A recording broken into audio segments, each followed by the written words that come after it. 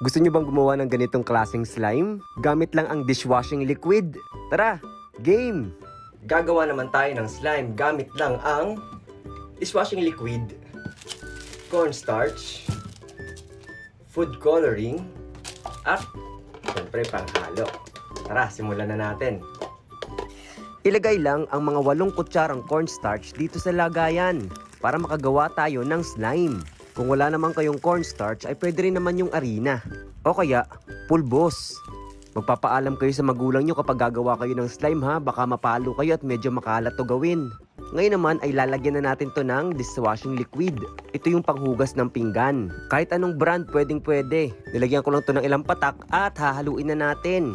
Halo-halo lang. Sa simula ay medyo mahihirapan kayong kunin yung texture ng slime. Kaya halo lang kayo ng halo at huwag titigil. At kapag sa tingin nyo ay kulang pa ng dishwashing liquid ay lagyan nyo pa. Tansyahan lang yung nilalagay ko rito. Hanggang sa makuha ko yung tamang texture ng slime. Halo-halo lang. At medyo dry pa to kaya lalagyan ko pa ng dishwashing liquid ulit. Ayan, parang ganito at hahaluin ulit natin. Ngayon naman ay hahaluin ko na to ng kamay. Para talagang halong-halo itong slime na ginagawa ko.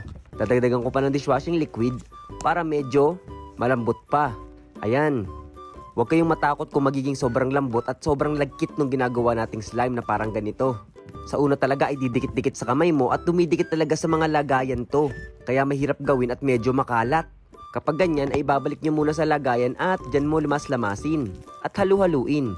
Ayan. Huwag kayong matatakot kapag ganito kalagkit yung slime na nagagawa nyo ha. Dagdagan nyo naman ng cornstarch o kaya harina kapag sobrang lagkit. At magiging ganito na siya. Kailangan linisin na natin yung board para kulayan na natin tong slime.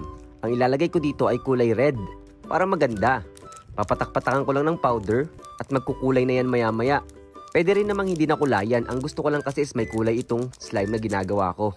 Ayan, pwede na to. I-stretch-stretch ko lang para kumapit talaga yung kulay. Pindot-pindot at lamas-lamas ng konti. Ayan. Para talagang kapit na kapit yung kulay na kulay red. At naaamoy ko yung dishwashing liquid dito. Tsaga-tsaga lang sa pagkapit ng kulay ha. At ito, nakukuha ko na yung texture ng slime na gusto ko. Kapag gusto nyo pa ng mas malambot ay dagdagan nyo pa ng dishwashing liquid. At kung gusto nyo naman ng medyo matigas ay dadagdagan nyo pa ng cornstarch. Ikot-ikutin nyo lang sa kamay nyo at ito, pwede na sa akin to. Nakadepende sa inyo kung paanong slime ang gusto nyong gawin. Kung yung mas malambot ba or yung medyo matigas ng konti. Ito, pwede na sa akin to. At tingnan nyo naman, di ba? Stretchable na at sobrang lambot. Di ba gamit lang ang dishwashing liquid ay makakagawa na kayo ng sarili nyong slime. Di ba ang ganda? Sa akin ay pwede na to. Mag-comment kayo ng yes kapag nagawa nyo rin tong slime na to. Okay na to. Hindi ganun kalambot at hindi rin ganun katigas. Tama lang. Kaya ano pang ginagawa nyo? Gumawa na rin kayo.